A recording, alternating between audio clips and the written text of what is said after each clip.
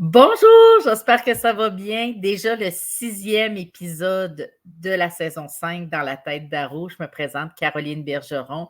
Je suis entrepreneur, artiste peintre internationale, auteure, animatrice de team building, conférencière, mentor et coach. Bref, plusieurs chapeaux. Je prétends pas, je ne souhaite pas vouloir fitter dans un seul moule. Donc, tout est aligné dans la créativité, dans la création de contenu à valeur ajoutée pour mon audience, pour vous qui m'écoutez en ce moment. Donc, merci d'être présents si nombreux au poste. Merci pour vos commentaires que vous me faites à chaque épisode qui sort tous les lundis à midi.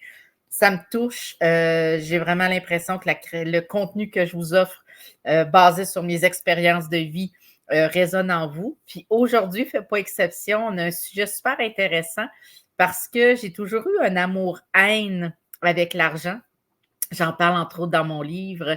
Et aujourd'hui, j'avais le goût de vous parler de comment réussir à naviguer dans un contexte d'incertitude économique, que ce soit quand on est entrepreneur, solopreneur, qu'on gère des grandes entreprises et autres, quand on est dans cette incertitude-là avec les taux d'intérêt qui sont hauts, le coût de la vie qui augmente, le désir de nos employés d'avoir de meilleures conditions de travail, d'avoir plus de dépenses qui surviennent au fil du temps dans l'entreprise et autres. Donc, comment réussir à naviguer dans ce contexte-là pour rester sain d'esprit, sain financièrement et pouvoir même utiliser ces expériences-là comme des tremplins.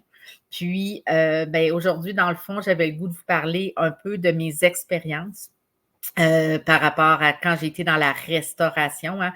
On est parti d'une entreprise en 2005 qui appartenait à mon père depuis 20 ans, un restaurant dans le Vieux-Québec, où on avait un chiffre d'affaires d'1,1 million à peu près.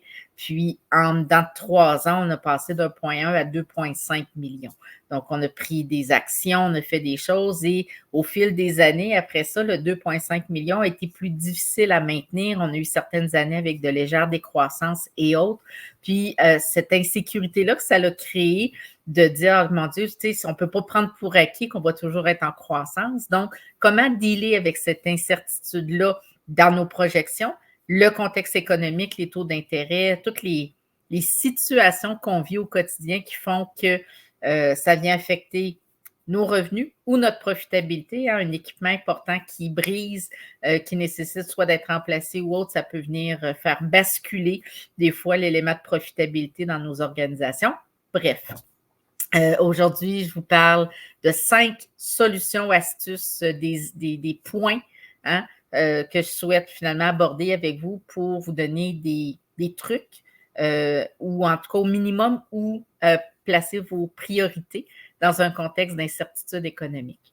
Puis, la première élément que j'avais le goût de partager avec vous, c'est notre capacité à être proactif. Souvent, quand on vit des périodes d'incertitude économique ou autre, on est plus réactif. Hein, on va tomber dans la peur, on va tomber en mode protectionnisme, on va essayer de préserver les choses. Puis moi, j'ai le goût de vous amener à une posture de proactivité. Donc, il arrive des situations. Qu'est-ce que je peux faire de cette situation-là pour en sortir grandi, passer à travers avec le moins de dommages possible ou saisir une opportunité qui peut se retrouver dans cette situation-là.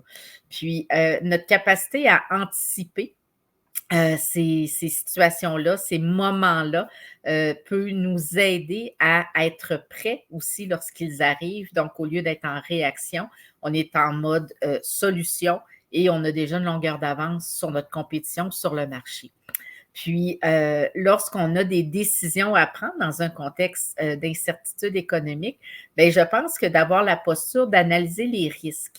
Quels sont les risques en ce moment inhérents à mon entreprise, à mon organisation? Donc, d'essayer d'avoir tous les angles morts à la vue pour être capable juste d'avoir une meilleure vision, hein, de ne pas se mettre le nez dans le sable puis de faire l'autruche, mais réellement d'être capable d'aborder les situations avec clarté et une vision ou de voir des opportunités finalement dans le contexte économique que nous avons. Un des éléments aussi qui est, je pense, le secret du succès des entrepreneurs ou des solopreneurs ou de qui que ce soit en affaires, c'est de notre capacité à s'adapter au changement. Mon Dieu, j'ai dirait que j'ai un chat dans la gorge. Donc, notre capacité à s'adapter au changement. On a beau avoir les meilleures idées du monde, lorsqu'il survient des situations comme l'insécurité financière ou un contexte économique changeant, bien, comment est-ce qu'on est capable de s'adapter pour rester compétitif? Puis c'est cette faculté d'adaptation-là, d'être capable de faire des pivots, hein, de quelque façon que ce soit. Lorsqu'on connaît bien nos clients cibles, qu'on connaît bien leurs besoins, hein, ou leurs problématiques ou le désir qu'ils souhaitent combler en achetant nos produits ou nos services, bien, ça nous permet d'être capable de toujours faire le pivot dans l'innovation, d'offrir des éléments qui sont pertinents pour notre clientèle cible, bien sûr, puis d'offrir des choses qui sont originales aussi parce que les gens qui créent les tendances, les gens qui font la différence, qui sont originales, qui sont dans l'innovation, puis qui utilisent des périodes de changement pour se démarquer, que ce soit par la forme de la publicité qu'ils vont faire, la façon qu'ils vont entretenir leur communauté, la façon qu'ils vont établir une relation service à la clientèle ou autre. Moi, je dis toujours que l'ensemble de nos actions, lorsqu'on est capable de s'adapter et de rester compétitif avec cette vision-là de toujours servir le client, je pense qu'il y a des belles choses qui peuvent émerger de ces périodes-là d'incertitude. Le troisième point, qui aurait pu être le premier parce que c'est le nerf de la guerre, hein, l'argent, c'est le cœur, c'est le moteur, c'est l'essence dans votre véhicule. Hein. Vous avez beau avoir la plus belle entreprise du monde, s'il n'y a pas d'argent dans l'entreprise, il n'y a pas de liquidité, ça peut devenir vraiment problématique et ça peut mettre à risque votre entreprise. Puis, une des choses, un des virages que j'ai fait dans les dernières années, c'est que j'ai mis en place une structure de finances ou la façon que je gère mes finances au niveau de mes profits en premier.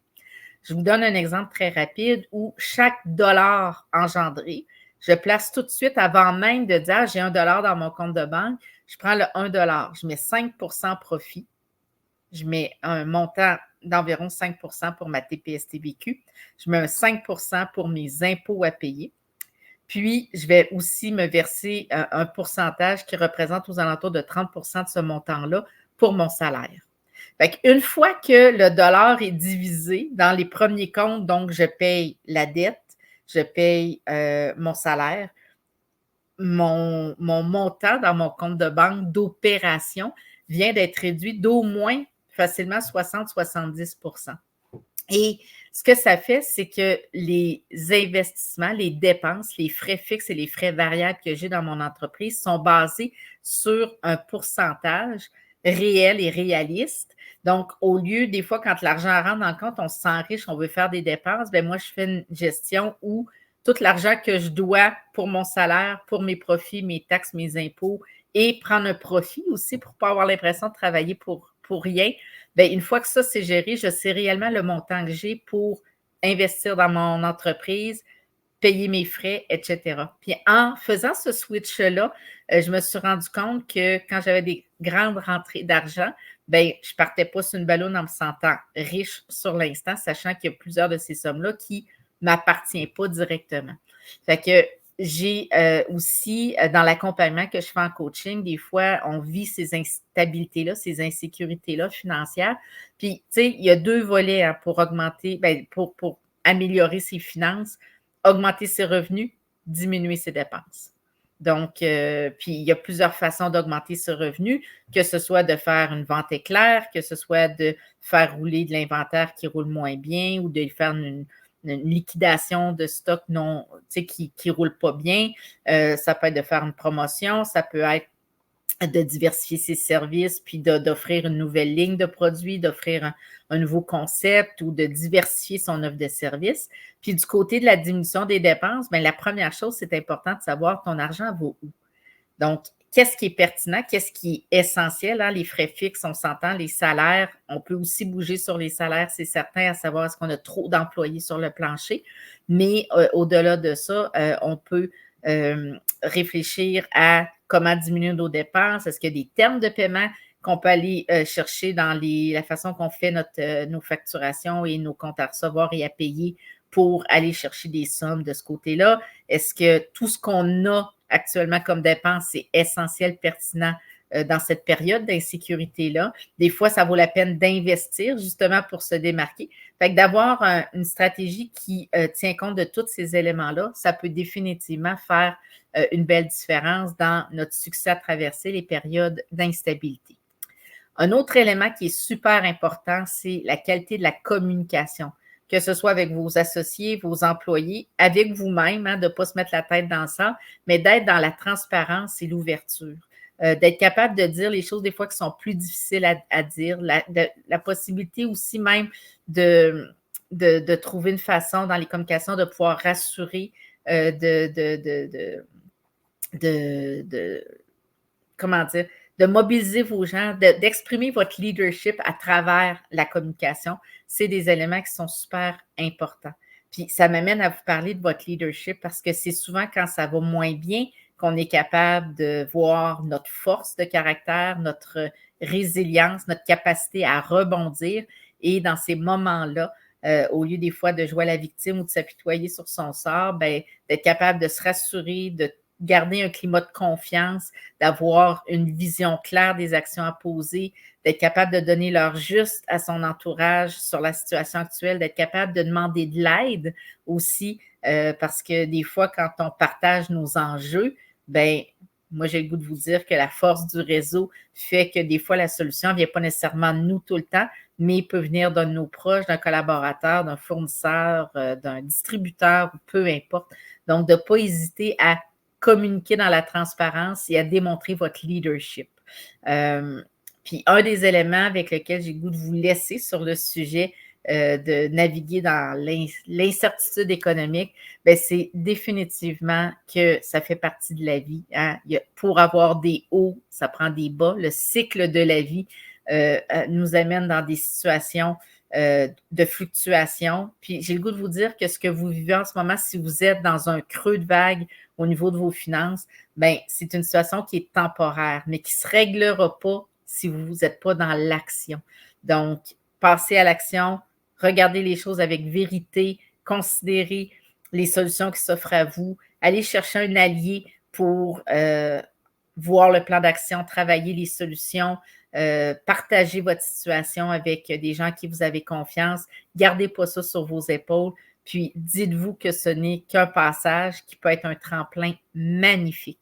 Puis quand je suis, tu sais, j'ai failli abandonner à quelques reprises de ma carrière d'artiste parce que la vente de tableaux, il y a énormément de fluctuations. C'est pas comme lorsqu'on travaille 40 heures par semaine pour un employeur puis que le chèque de paie rentre à tous les jeudis. On peut travailler, oui, 40, 50, 60 heures par semaine, puis des fois, on va vendre 10 toiles dans un mois, puis le mois d'après, on n'en vendra pas.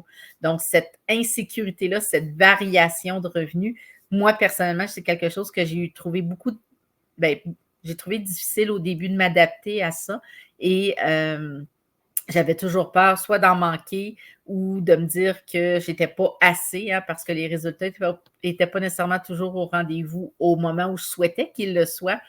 Donc, la combinaison de tout ça m'a amené à vouloir vous parler du sujet. Dans la tête d'Aro, c'est des pensées, c'est des réflexions, c'est ce qui m'habite dans les échanges que j'ai avec les gens que j'accompagne en mentorat, en coaching, des gens que je rencontre dans mes activités réseautage, des chefs d'entreprise et autres. Fait que je vais piger tous ces éléments-là dans chacun des sujets. Puis pour moi, j'espère que ça répond à ce que vous souhaitez. Et si ce n'est pas le cas, ben, n'hésitez pas à m'écrire pour me donner des idées de sujets que vous aimeriez que j'aborde ou des questions que vous aimeriez que je réponde. Puis tous les lundis à midi, il y aura une nouvelle vidéo sur YouTube, sur Spotify en version audio podcast et aussi sur mes réseaux sociaux, donc que ce soit mon LinkedIn, Facebook, Instagram. Vous pouvez toujours le lundi à midi trouver la vidéo de la semaine. Puis la semaine prochaine, je vous parle du réseautage. J'ai déjà fait une vidéo dans la tête d'Aro où je parlais des bénéfices de réseauter.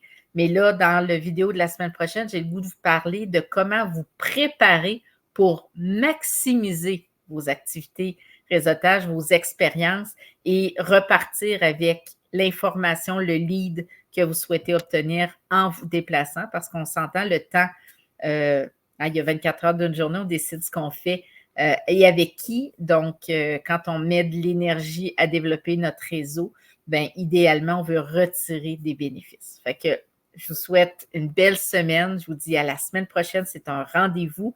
Je suis encore au Lac-Saint-Jean, mais sachez que je suis en ébullition d'idées, en ébullition de projets, en créativité au niveau de mes toiles.